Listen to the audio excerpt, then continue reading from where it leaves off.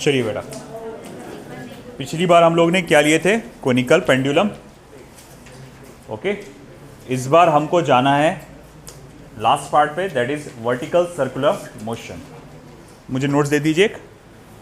और title number क्या है वर्टिकल सर्कुलर मोशन का?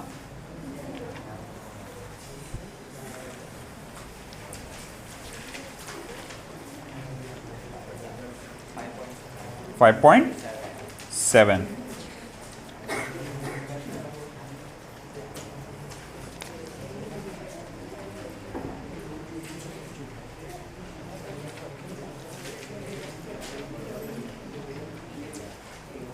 चलो ठीक है। सो title number 5.7 vertical circular motion.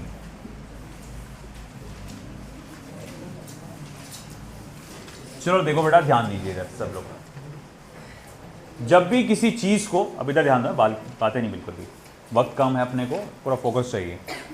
जब भी किसी चीज को, जैसे फॉर एग्जांपल एक पत्थर को आपने धागे से बांधा और ऐसा वर्टिकल प्लेन में गोल गोल गोल गोल गोल गोल घुमाया, तो इस टाइप के मोशन को वर्टिकल सर्कुलर मोशन कहा जाता है। And point to be noted, generally vertical circular motion जो होता है वो एक नॉन यूनिफॉर्म सर्कुलर मोशन होता है। बोले ऐसा क्यों? देखो, हॉरिजॉन्टल सर्कुलर मोशन जब आप कर रहे थे तो ऑब्जेक्ट की हाइट वो लगातार कांस्टेंट रहा करती थी जमीन से। बोले कैसे? समझा नहीं। देखो कि अगर मैं कहूंगा कि ठीक है, मैं ये पेन का हॉरिजॉन्टल सर्कल करने वाला हूं, यहां से नीचे की हाइट मान लो थोड़ी देर के लिए, एग्जांपल के लिए 5 फुट है। जब वो ऐसा जा रहा है तो 5 foot 5 foot 5 foot 5 foot 5 foot 5 foot है ना।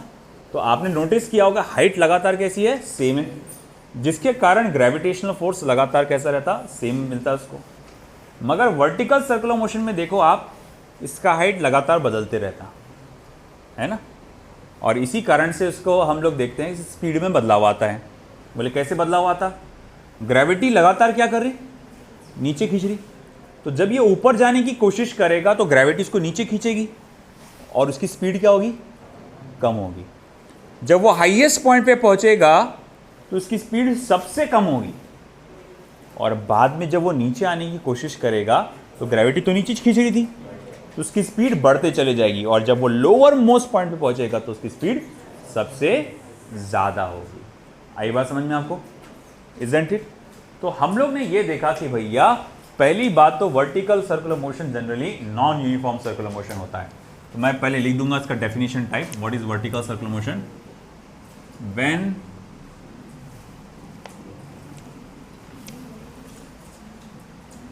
when an object is tied to a string and whirled in vertical circle, such a type of motion is called as vertical circular motion. Vertical circular motion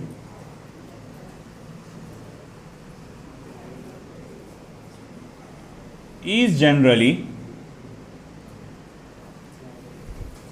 a non-uniform circular motion. तो भैया vertical circular motion जो है आमतौर पे एक non uniform circular motion होता है। अमजद, तो वर्टिकल सर्कुलर मोशन एक आमतौर पे नॉन यूनिफॉर्म सर्कुलर मोशन होता है।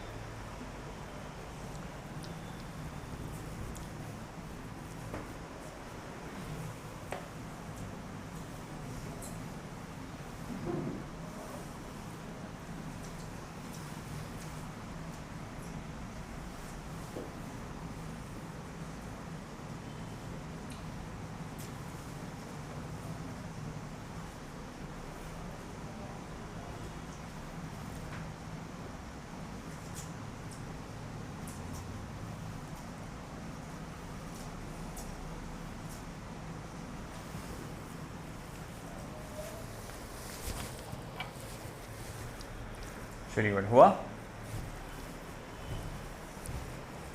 अब यहां से ध्यान देना बहुत ज़्यादा, बहुत इंपॉर्टेंट पार्ट है, थोड़ा बड़ा पार्ट है। हमें कैलकुलेट करना है tension in string and velocity of particle in vertical circular motion. एक पार्टिकल है जो वर्टिकल मोशन परफॉर्म करेगा, उसको हमने एक धागे से बांधा है और उसको गोल गोल घुमा रहे, जैसे पत्थर है उसको धागे से बांध के गोल गोल घुमा रहे वर्टिकल सर्कल में। अलग अलग पोजीशन पे आप जानते हैं वेलोसिटी अलग अलग होगी, तो सेंट्रीपिटल फोर्स अलग अलग होगा, तो टेंशन इन द स्ट्रिंग अलग अलग होगा। तो हमको हर एक पॉइंट पे खास तौर से 3 point, lower most point, mid point and highest point, खास तौर से 3, ये खास तौर से 3 पॉइंट के टेंशन और वेलोसिटी चाहिए। और अगर मान लो हम कोई दूसरे पॉइंट का भी निकालना चाहते हैं तो उसको निकालने के लिए क्या फॉर्मूला होगा, जनरल फॉर्मूला हमको वो देखना है। तो उसको पढ़ेंगे कैसे? पहले तो आप पूरा फोकस करना एक जनरल लेवल पे कि जनरल फॉर्मूला बनाने का स्टेप क्या है, फिर फोकस करना हाईएस्ट पॉइंट के लिए क्या स्टेप है, फिर फोकस करना लोअर मोस्ट पॉइंट के लिए या मिड पॉइंट के लिए क्या स्टेप है। ऐसा स्टेप बाय स्टेप जाना है इसके अंदर, ठीक है ना? ठीक है, चलो देखते हैं, मैं एक्सप्लेन कर देता हूँ डायग्राम को।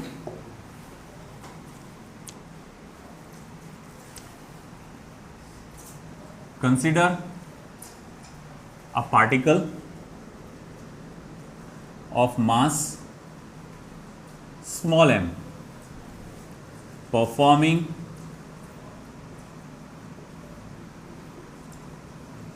vertical circular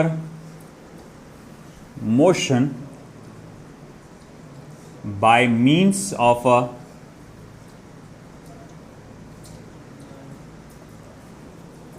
light inextensible string of length r। तो देखो बेटा, हम लोग ने क्या देखा, पहले हमने सिचुएशन को डिस्क्राइब किया। एक पार्टिकल को आप इमेजिन करिए जो कि वर्टिकल सर्कुलर मोशन परफॉर्म कर रहा है और पार्टिकल का मास m है और वो एक धागे की मदद से परफॉर्म कर रहा है वर्टिकल सर्कुलर मोशन, और उस धागे की लंबाई जो है radius of the circle r के बराबर है ना। At any instant consider the particle is at position P। तो एक इंस्टेंट पे, किसी भी एक वक्त पर हमने ये इमेजिन किया कि पार्टिकल कहां पर है बेटा, पोजीशन P पे है। एट दैट इंस्टेंट, उस वक्त, उसी वक्त, at that instant the string makes an angle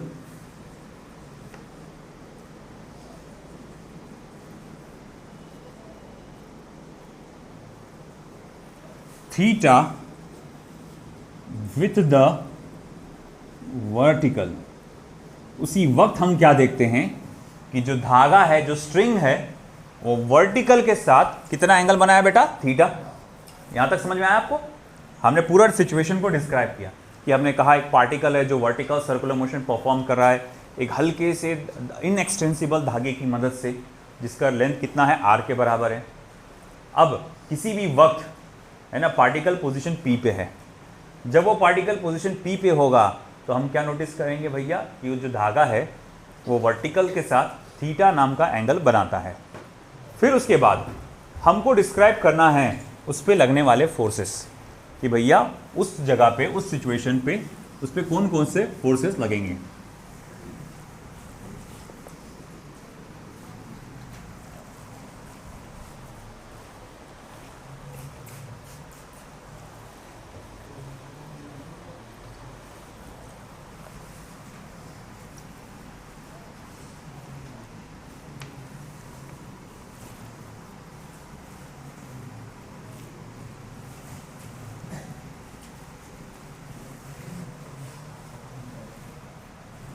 ठीक है, तो मैं कहूंगा the forces acts on the particle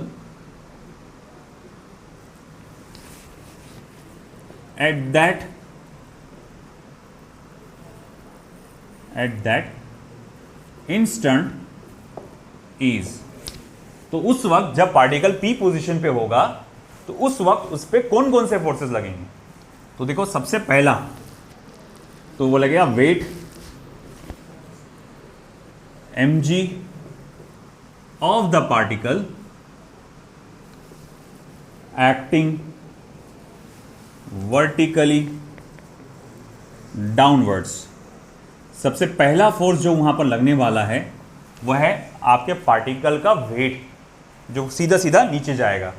तो चलिए उस वेट को बता देते हैं डायग्राम में।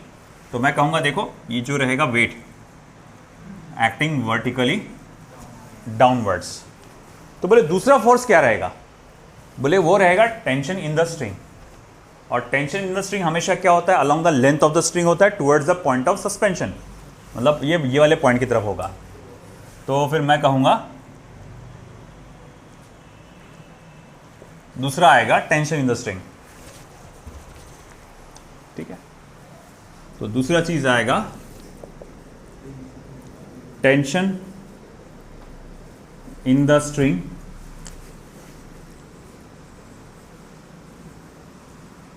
Acting along the length of string towards center of circle। तो हमने कहा दूसरा जो रहेगा वो रहेगा स्ट्रिंग में का टेंशन जो लेंथ ऑफ द स्ट्रिंग के अलॉन्ग एक्ट होगा towards the centre of the circle. अब हमको करना क्या है, वेट यानी कि mg को दो कंपोनेंट्स में रिजॉल्व करना है। तो चलो मैं क्या करता हूं, वेट को दो कंपोनेंट्स में बांटूंगा। कैसे, देखो एक कंपोनेंट आएगा इधर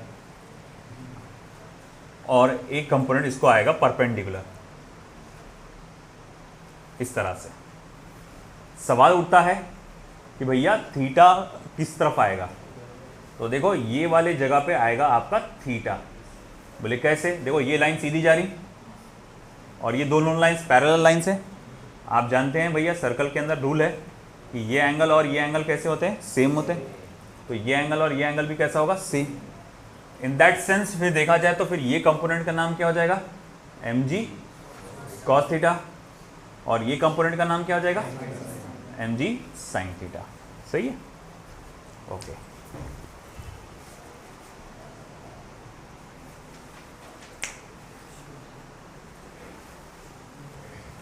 चलिए पॉइंट ये इधर का लिखना हो गया आपका 1 and 2।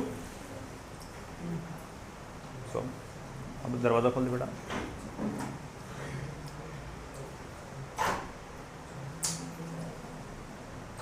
वो कहां से गया, ठीक है बंद कर दरवाजा।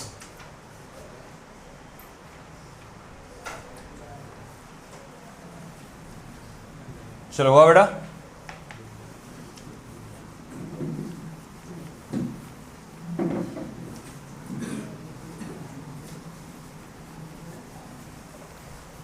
यार moisture.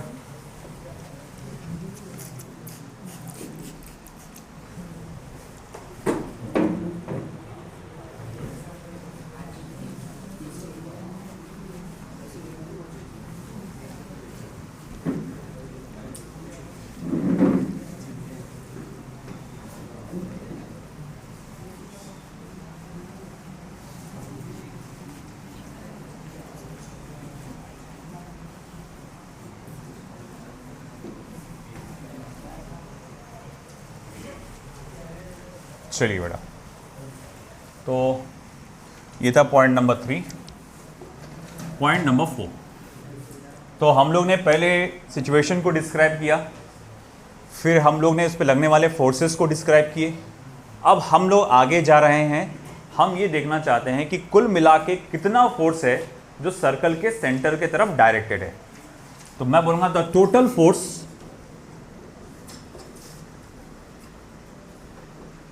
acting towards the center of the circle along the length of string, तो along the length of string। तो देखो कैसा होता है कि जो फोर्स आप, जिस फोर्स की आप बात कर रहे हैं कि force acting along the radius towards the centre of the circle, ये कौन सा फोर्स होता है असल में? Centripetal force. तो मैं असल में बात कर रहा हूँ सेंट्रीपिटल फोर्स की। तो सेंट्रीपिटल फोर्स का तो फॉर्मूला क्या आता है? mv²/r। तो इन दैट सेंस mv²/r किसके बराबर रहेगा? तो बोले रहेगा वो बराबर t - mg cos थीटा के, t - mg cos थीटा के। बोले देखो इधर टेंशन इधर है, मगर ये पार्टिकल, ये ऑब्जेक्ट का वेट का कंपोनेंट mg cos थीटा, ये लगातार उसको क्या करेगा? अपोज करेगा। जब ये नीचे होगा तो मतलब वेट ज़्यादा रहता है, जब ऊपर जाएगा तो वेट का इफेक्ट क्या होगा? कम रहेगा। तो इसी कारण से मैं कहूँगा कि भैया हमारे पास जो फॉर्मूला आएगा सेंट्रीपिटल फोर्स का, वो mv²/r = t - mg cos theta रहेगा। मगर जैसे ये खास बात आप जानते हैं कि ये एक वर्टिकल सर्कुलर मोशन जो है वो नॉन यूनिफॉर्म सर्कुलर मोशन है, यानी हर कदम पर, हर पॉइंट पे स्पीड अलग अलग है। तो ये जो स्पीड P पॉइंट पे होगी वो H पॉइंट पे, सॉरी L पॉइंट पे, M पॉइंट पे, H पॉइंट पे सेम होगी क्या? नहीं, अलग अलग होगी। इसी कारण से यहाँ की स्पीड को मैं उसके लेबलिंग से करूँगा, मैं लिखूँगा mvp²/r। क्या लिखूँगा मैं? mvp²/r = t - mg cos theta. अब हुआ क्या फिर मुझे यहाँ पर एक फॉर्मूला मिल गया टेंशन कैलकुलेट करने का। बोले वो कैसे? आप mg cos थीटा को इधर ला लो। देखो t = mvp²/r plus mg cos theta. ये फॉर्मूला याद रखना, बहुत यूज में आने वाला है आपके, है ना। इसे आप इक्वेशन नंबर 1 दे दीजिए। दिस एक्सप्रेशन या this equation can be used to determine tension in the string at any point, tension in the string at any point. तो ये इक्वेशन के जरिए आप पता लगा सकते हैं किसी भी पॉइंट पे धागे में टेंशन क्या होगा in the vertical circular motion. वो फॉर्मूले को एक बार अच्छे से देख लो, फॉर्मूले को।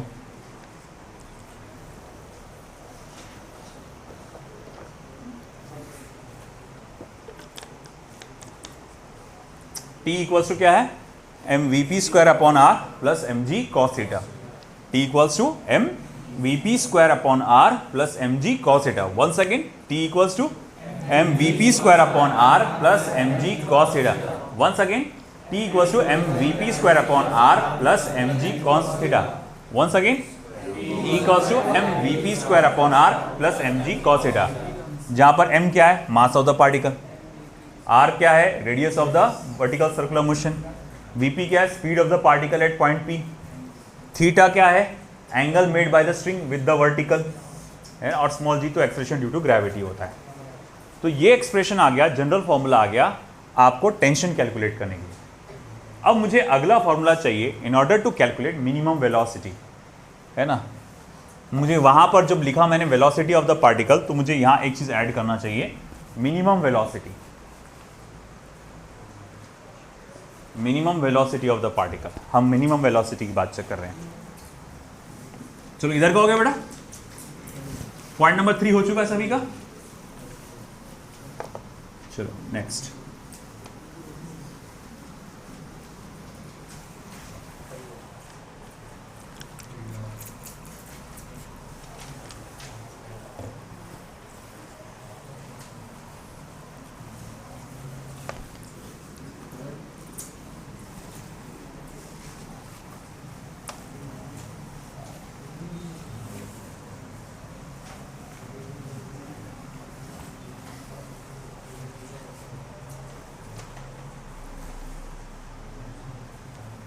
ठीक है, अब देखो बेटा आगे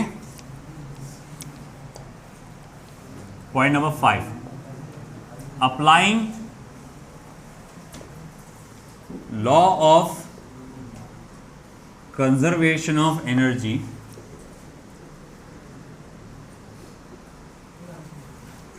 एट पोजीशन, थोड़ी देर पहले कुछ बोला था मैं,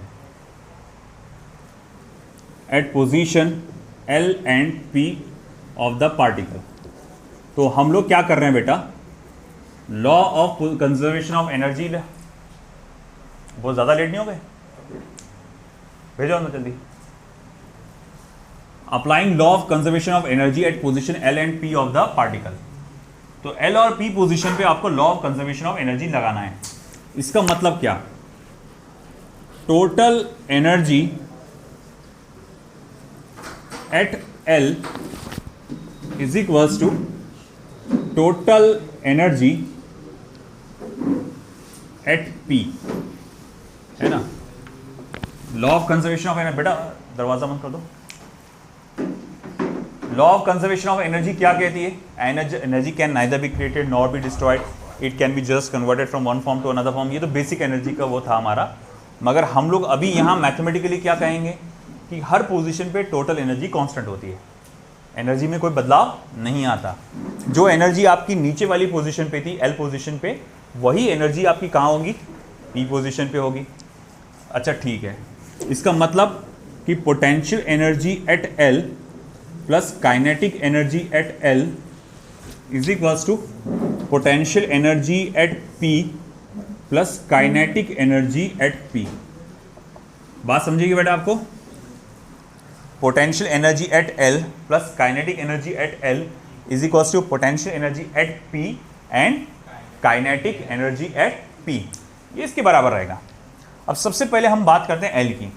जैसा अगेन मैं आपको कहूँगा कि मान लो कि ये ज़मीन का सरफेस है और ये पेन को मैं सरफेस पे ले जाकर रख देता हूँ, तो सरफेस से पेन की हाइट कितनी है, सरफेस से पेन की हाइट कितनी है, 0।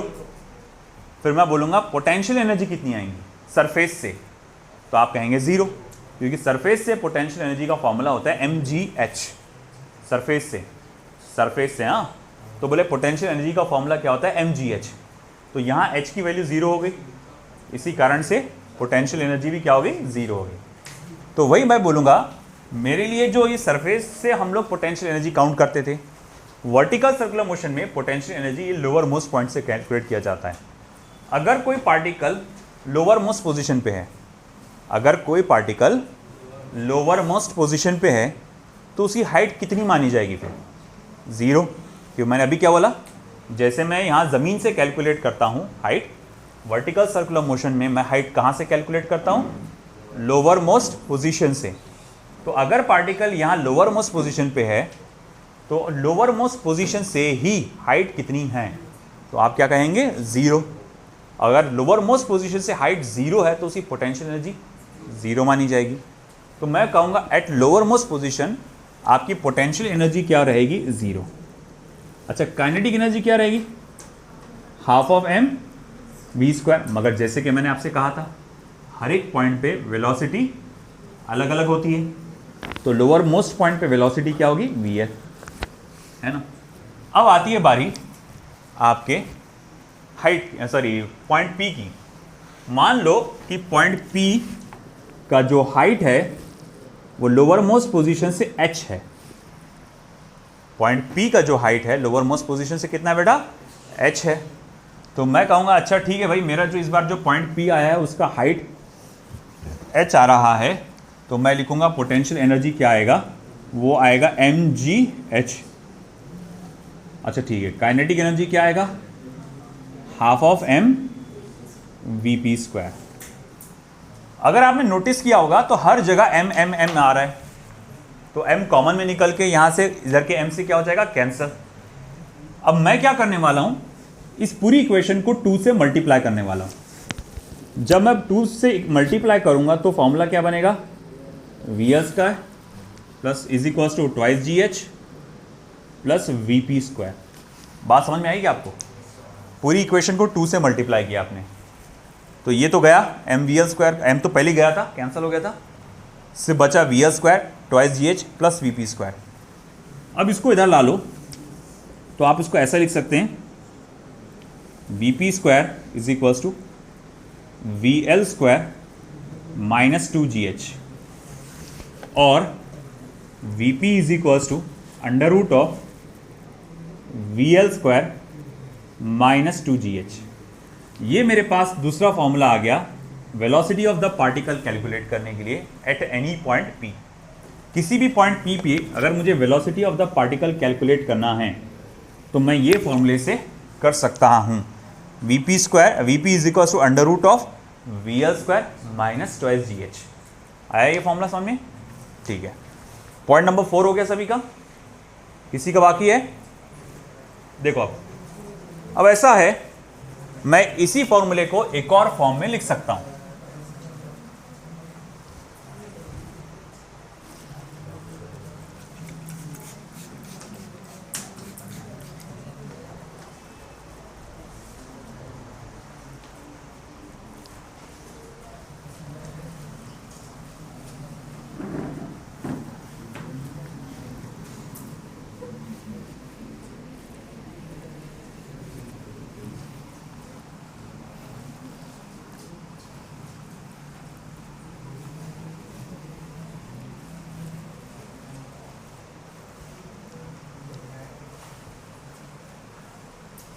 चलिए,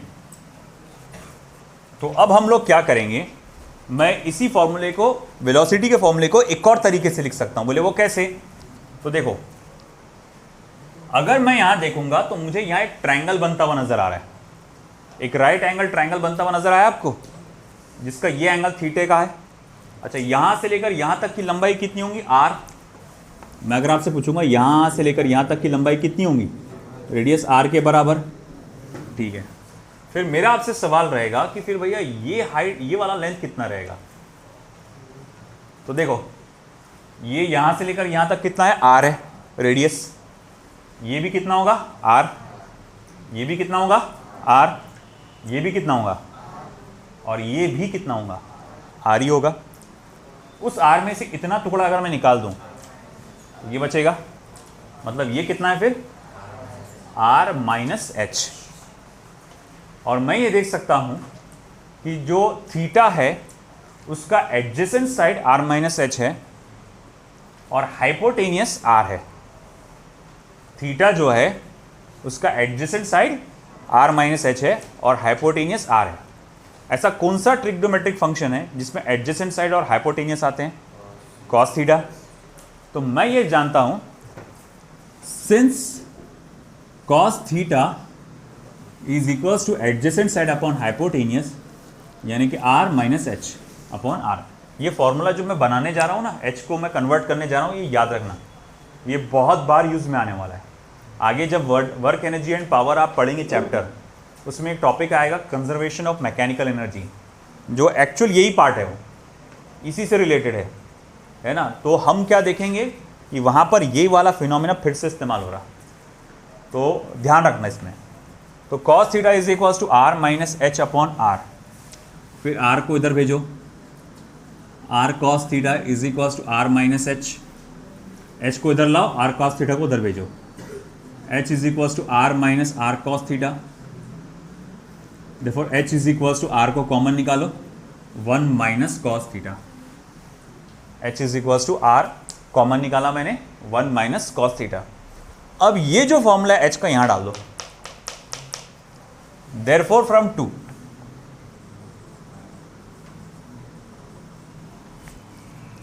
Vp is equals to under root of V L square minus 2GH के जगह R into 1 minus cos theta. अब क्या हुआ? माइनस 2GH की जगह क्या आ गया? R into 1 minus cos theta. और इसको मैं लूंगा इक्वेशन नंबर 3।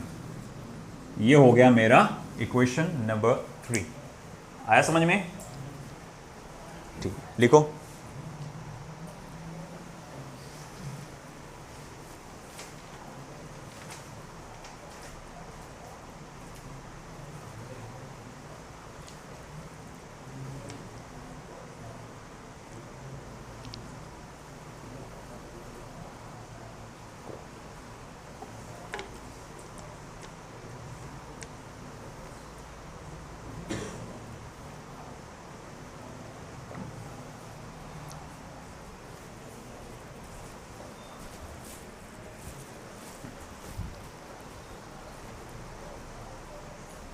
पॉइंट नंबर 5 हो गया, जल्दी करिए।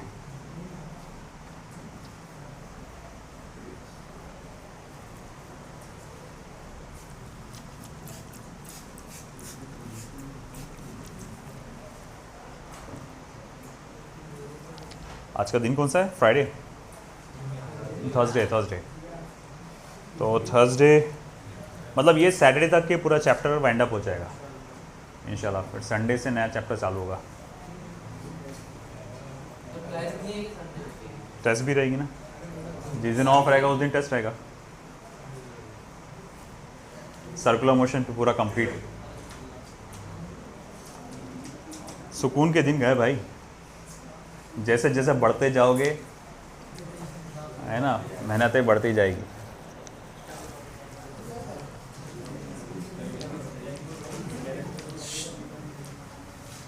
इधर का हो गया। चलिए, तो बेटा आपने इन जनरल फॉर्मूले देख लिए। आपने जनरल फॉर्मूला फॉर वेलोसिटी, आपने general formula for tension eight any point P देख लिया। अब हम लोग स्पेशल पोजीशंस के बारे में पढ़ेंगे, यानी lower most point, highest point, mid point, उसके बारे में पढ़ेंगे हम लोग।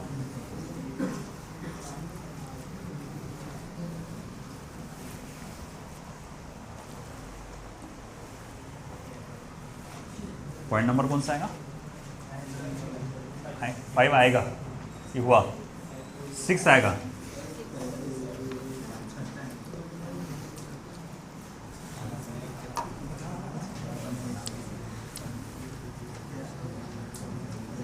चलिए, now we study tension and minimum velocity of specific positions। सब लोग इधर ध्यान दो बेटा, यहां पर बहुत अच्छे से ध्यान देना, गड़बड़ हो सकती है यहां पर आपसे। Now we study tension and minimum velocity of specific positions. सबसे पहली पोजीशन एट हाईएस्ट पोजीशन, सबसे पहली पोजीशन क्या आएगी आपकी? Eight highest position. Okay, eight highest position theta की वैल्यू 180 डिग्री होती है और एच की वैल्यू ट्वाइस ऑफ आर होती है। यह हम पहले के पहले लिख के रख लेते हैं क्योंकि हमें ये बाद में काम में आएगा, है ना। एट हाईएस्ट पोजीशन मतलब अगर आप मान लो आपका पार्टिकल यहाँ है हाईएस्ट पोजीशन पे, देखो बेटा एक मिनट, तो अगर रस्सी ऐसी आ गई, आपकी धागा ऐसा आ गया हाईएस्ट पोजीशन पे, तो ये वर्टिकल के साथ कितना एंगल बनाएगा? 180 डिग्री का, है ना। नीचे वाली लाइन के साथ बनाते हैं ना अपन एंगल, तो 180 डिग्री का। और ये हाइट कितनी हो जाएंगी? 2r, डायमीटर के बराबर, है कि नहीं। ये अगर ऐसा आ गया तो देखो ये एंगल थीटा है ना वर्टिकल के साथ, तो ये कितना हो जाएगा फिर? 180 डिग्री। और हाइट कितनी हो जाएंगी पूरी, यहाँ से लेकर यहाँ तक ट्वाइस आर। मगर जब आपका जो पार्टिकल है वो मिनिमम वेलोसिटी से ट्रैवल कर रहा है to complete circular motion, highest point पे टेंशन 0 रहेगा। बोले क्या बोल रहे हैं आप, समझा नहीं। When particle performs vertical circular motion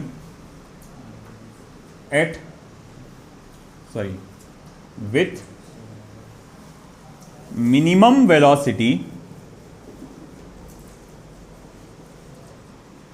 to complete circle, tension at highest point is 0, that is TH equals to 0। अब इक्वेशन नंबर 3 हो चुका था ना, ये इक्वेशन नंबर 4। देखो इधर, अब हम कहना क्या चाह रहे हैं, आप इमेजिन करिए कि हम यहां पर एक ऑब्जेक्ट है जिसको मान लो कि जैसे ये एक ऑब्जेक्ट है आपका, है ना। और इसे आप क्या कर रहे हैं कि स्पीड देंगे आप। मान लो मैंने क्या किया, इसको हल्का सा छोड़ा और छोड़ दिया, आपने क्या देखा, इधर जाके वो वापस आ गया। मैं थोड़ा और ज़्यादा स्पीड देता हूँ, थोड़ा ज़्यादा ही हो गई, रुको थोड़ा और ज़्यादा स्पीड देता हूँ, तो अभी आपने नोटिस क्या किया कि यहाँ तक तो गया वो, मगर यहाँ से लुल हो गया एकदम, है कि नहीं, एकदम ऐसा नीचे आ गया। अब धीरे से मैं और स्पीड बढ़ाता हूँ और मैं देखता हूँ कि अरे भाई इसे सर्कल कंप्लीट कर लिया, है कि नहीं। तो जब मैं धीरे से, मैंने छोटी सी स्पीड बढ़ाया था कि इसने किसी तरह से उसने बस सर्कल कंप्लीट कर लिया पूरा, किसी तरह से उसने बस सर्कल कंप्लीट कर लिया। तो ये मिनिमम वेलोसिटी से आपने फेंके थे। आप चाहे तो जितना चाहे उतनी ज़्यादा स्पीड से फेंक सकते हो, उतना अच्छा रहेगा।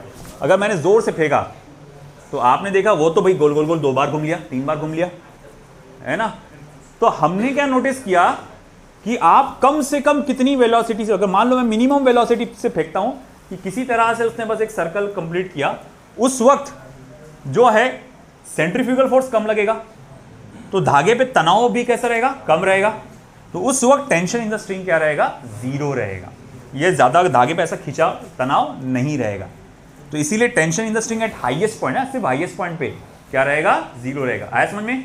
अगर आप जोर से खींचते हैं, ऐसा जोर से फेंकते हैं, तो उस वक्त सेंट्रीफ्यूगल फोर्स ज्यादा रहेगा, जिसके कारण टेंशन अब 0 नहीं रहेगा, उसकी कुछ ना कुछ क्या होगी, एक पर्टिकुलर नॉन जीरो वैल्यू रहेगी, ठीक है ना। तो मैंने यहां पर क्या कहा कि भैया मैंने उसको मिनिमम वेलोसिटी से फेंका, वो मिनिमम वेलोसिटी से ट्रैवल कर रहा है कि बस किसी तरह से सर्कल कंप्लीट हो जाए, तो उस वक्त टेंशन इन द स्ट्रिंग क्या हो जाएगा, 0 हो जाएगा। और अगर ऐसी बात है कि उस वक्त टेंशन इन द स्ट्रिंग 0 हो जाएगा, तो मैं यहां लिख सकता हूं फ्रॉम इक्वेशन नंबर 1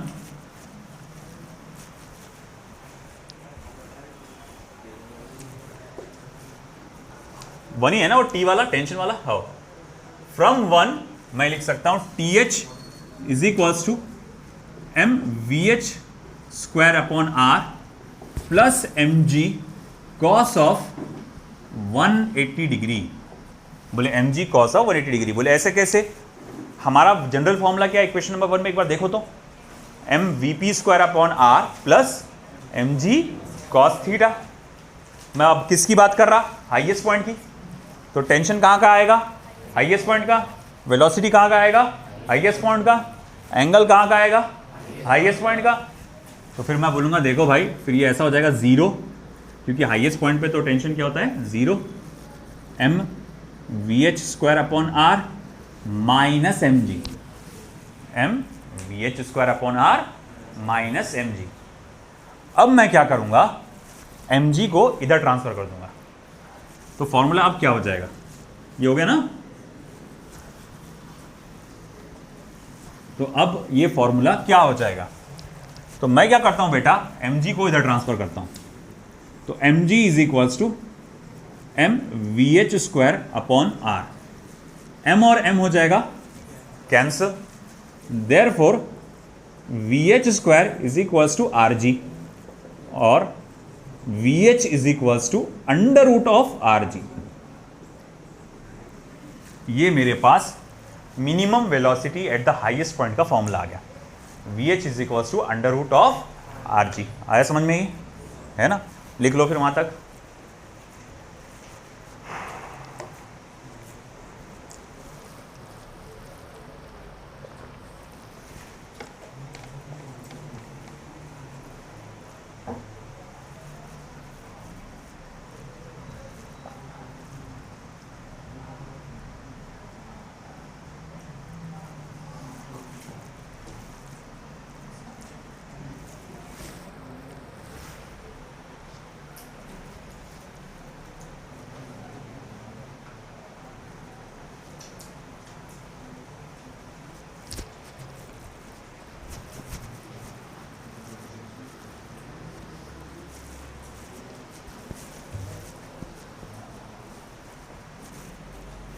चलो हो गया बेटा, ये वाला पार्ट हो गया, ठीक है कर दो।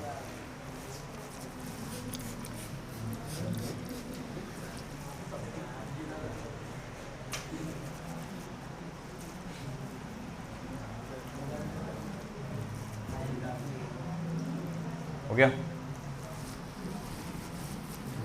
चलो आपने हाईएस्ट पोजीशन के लिए पढ़ा, अब हम पढ़ेंगे लोवेस्ट पोजीशन के लिए।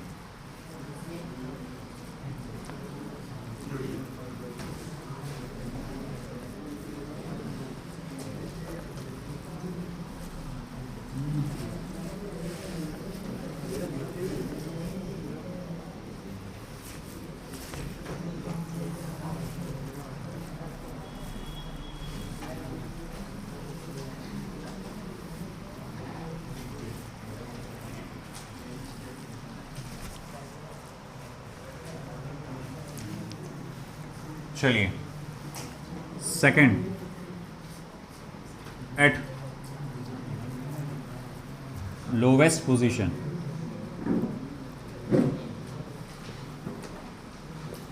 जब आप लोवेस्ट पोजीशन की बात कर रहे हैं, सब लोग ध्यान दीजिए, जब आप लोवेस्ट पोजीशन की बात कर रहे हैं तो यहां पर थीटा की वैल्यू 0 डिग्री और एच की वैल्यू 0 होगी। कई लोग सोच रहे होंगे कि टेंशन कैलकुलेट करने के लिए आप डायरेक्ट फॉर्मूला लगा दो लोवेस्ट पोजीशन का। बोले कैसा?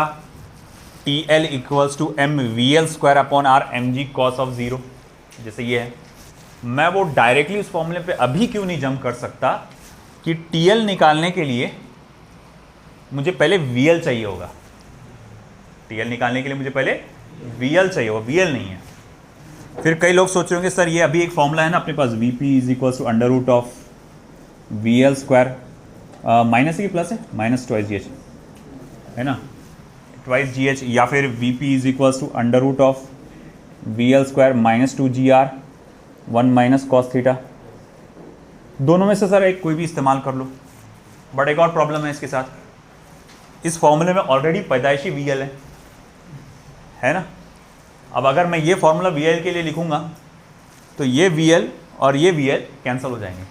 पता चला फॉर्मूले से VL ही गायब हो गया, तो बोले ये गड़बड़ हो जाएंगी। फिर बोले कैसे? तो ऊपर वाले ने एक नायाब चीज़ दिया, उसका इस्तेमाल करो, दिमाग का।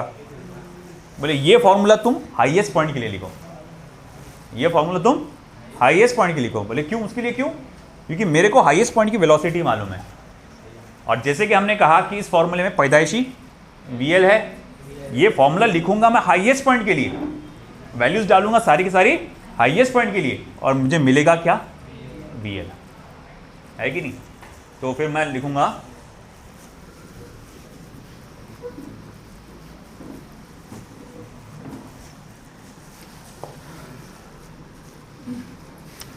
Rewriting equation 2 for highest point. आप इक्वेशन 2 को दोबारा लिख रहे हैं, मगर कौन से पॉइंट के लिए? हाईएस्ट पॉइंट के लिए। तो आप लिखेंगे VH² इज इक्वल्स टू, या VH is equals to under root of VL² minus 2GH, है ना। फिर मैं लिखूंगा therefore VH² is equals to VL² minus 2GH, और VL² is equals to VH² plus twice GH। But जैसे कि आप जानते हैं हाईएस्ट पॉइंट के लिए VH इज इक्वल्स टू क्या होता है? आपका अंडर रूट ऑफ RG, और H कितना होता है? 2 टाइम्स ऑफ R। नहीं ना सर 0, अरे बेटा 0 क्या है? लोवेस्ट पोजीशन के लिए। मैं ये फॉर्मूला फिर से काय के लिए लिख रहा हूँ? हाईएस्ट पॉइंट के लिए। तो वैल्यूज सारी की सारी हाईएस्ट पॉइंट की डालूंगा। तो बोले भैया VH की value under root of RG, और 2GH के अंदर H की value R, twice R sorry. तो फॉर्मूला क्या बनेगा? VL² is equals to VH का स्क्वायर, यानी कि सिर्फ और सिर्फ RG, प्लस 2G, H की वैल्यू क्या लिखेंगे आप? Twice R। अच्छा 2G multiply by twice R क्या होगा? 4GR या 4RG है। तो फिर ये कुल मिला के क्या हो जाएगा फिर? 5RG। VL² की वैल्यू क्या हो जाएगी कुल मिला के? 5RG। इसका मतलब VL इज इक्वल्स टू क्या हो जाएगा? Under root of 5RG। तो देखो भैया ये इक्वेशन आ गया। वो टेंशन वाली इक्वेशन TH इक्वल्स टू 0 कौन सी थी? TH इक्वल्स टू 0 कौन सी इक्वेशन दिया था मैंने? 4 दिया था ना। इसे देंगे हम इक्वेशन नंबर 5 और इसे देंगे हम इक्वेशन नंबर 6।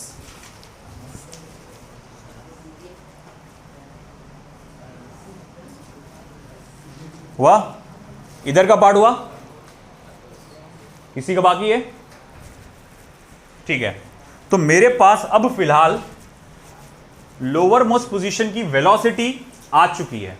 अब आप वो वाला फॉर्मूला यूज कर सकते हैं इक्वेशन नंबर 1 जिसमें वेलोसिटी की जरूरत थी हमें।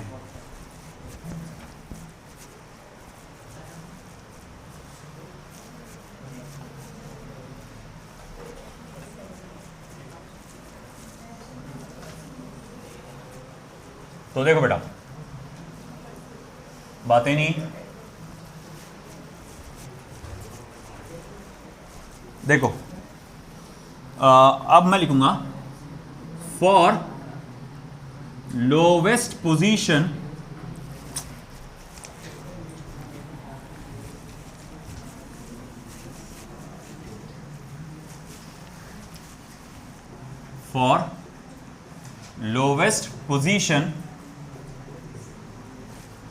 फ्रॉम 1, इक्वेशन नंबर 1 मैं लिखने वाला हूं, मगर अब लिखने वाला हूं फॉर लोवेस्ट पोजीशन।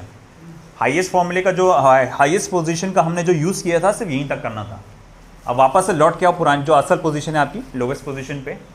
तो from 1 tension at lowest position is equals to m VL square upon r plus mg cos of 0 degree plus mg cos of 0 degree. अब VL की वैल्यू क्या है? Under root of 5rg। और देखो VL square की value क्या है? 5rg। तो मैं वो वैल्यू डाल दूंगा यहां पे।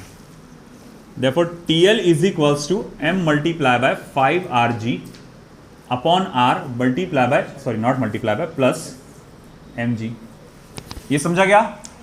हम लोग ने क्या करे थे, ये फॉर्मूला लिखे थे सिर्फ हाईएस्ट पोजीशन के लिए, और हम जानते थे कि किसी भी पोजीशन पे अगर हमें वेलोसिटी निकालना है तो उसके लिए फॉर्मूला होता है vp square is equal to VL square minus twice GH, है ना।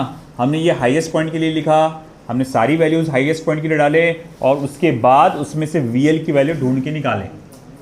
जब आपने VL की वैल्यू ढूंढ के निकाल लिए, अब बोले काम हो गया, अब वापस से ये फॉर्मूला लिखो for the lower most position. फिर टेंशन क्या आएगा? m VL square upon r plus mg cos of 0। मैंने VL की स्क्वायर की वैल्यू यहां से उठा के डाला उधर। अब क्या होगा? r और r क्या हो जाएगा? कैंसिल। देखो TL इज इक्वल्स टू क्या हो जाएगा? 5 times of mg plus mg। अब 5 times of mg plus mg कितना होता है? 6 mg। तो मैं लिखूंगा therefore TL is equals to 6 mg। तो ये मेरे पास tension at the lowest position आ गया। वेलोसिटी भी आ गई लोवेस्ट पोजीशन पे, टेंशन भी आ गया लोवेस्ट पोजीशन पे, और इसे आप दे देंगे इक्वेशन नंबर फिर बाद में 7, इक्वेशन नंबर 7।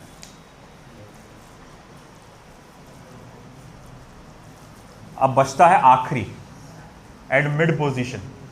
हाईएस्ट पोजीशन का टेंशन आ गया, लोवेस्ट पोजीशन का टेंशन आ गया, हाईएस्ट पोजीशन की वेलोसिटी आ गई मिनिमम, लोवेस्ट पोजीशन की मिनिमम वेलोसिटी आ गई, एंड अब आगे आएगा आपका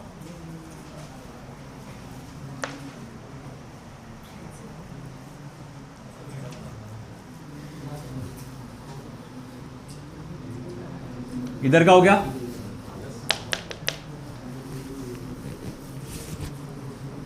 अरे यार क्या है ये?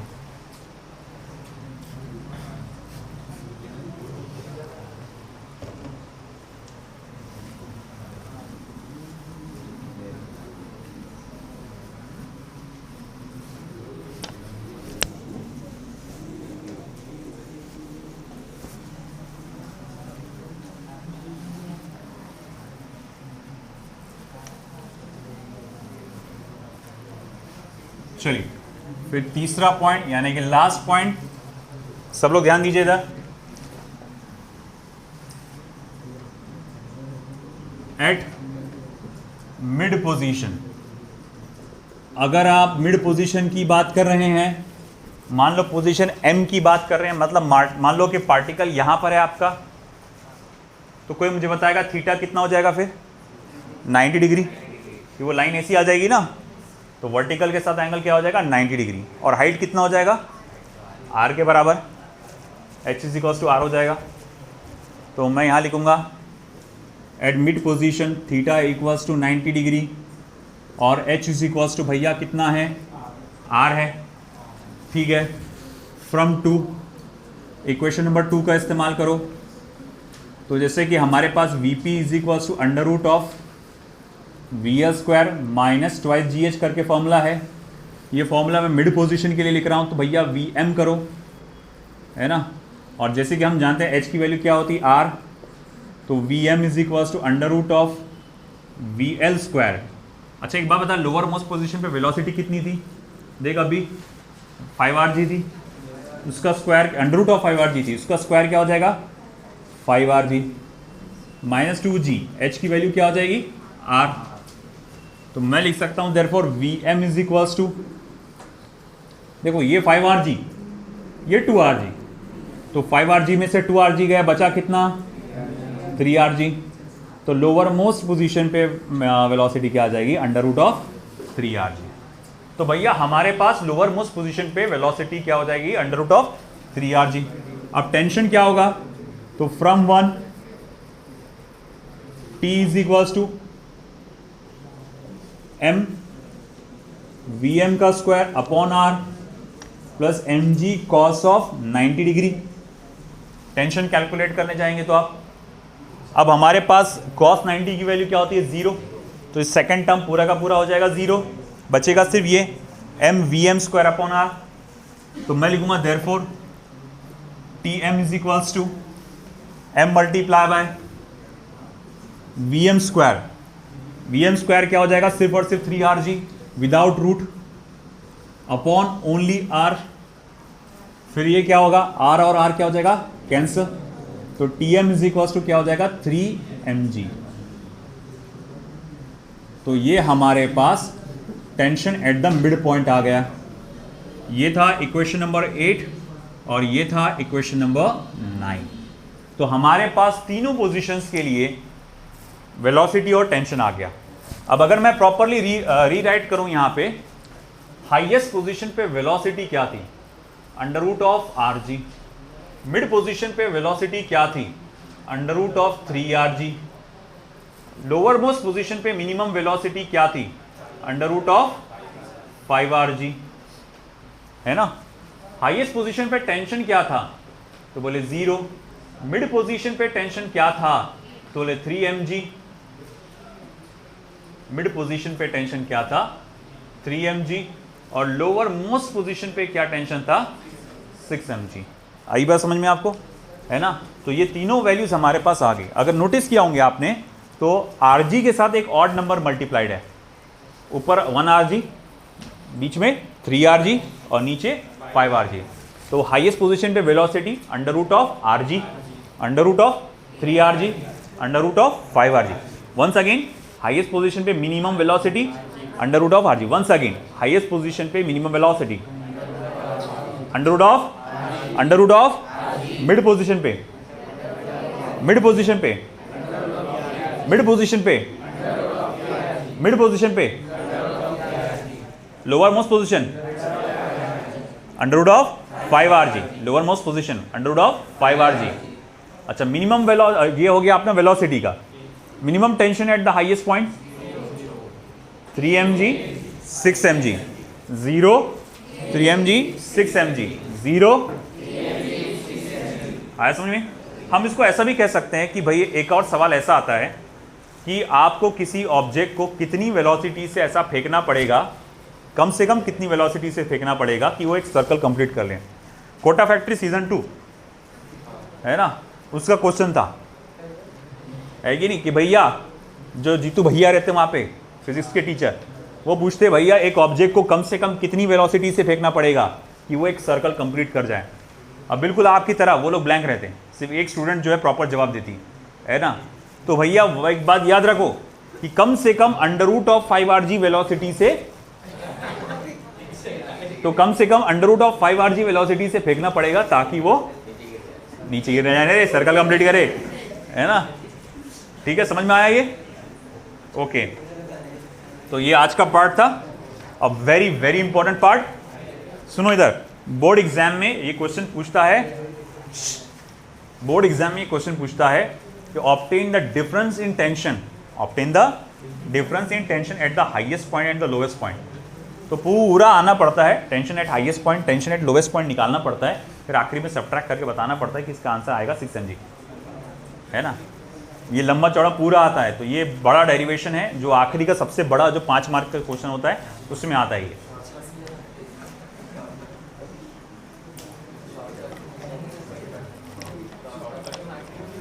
ये शॉर्टकट है। हाँ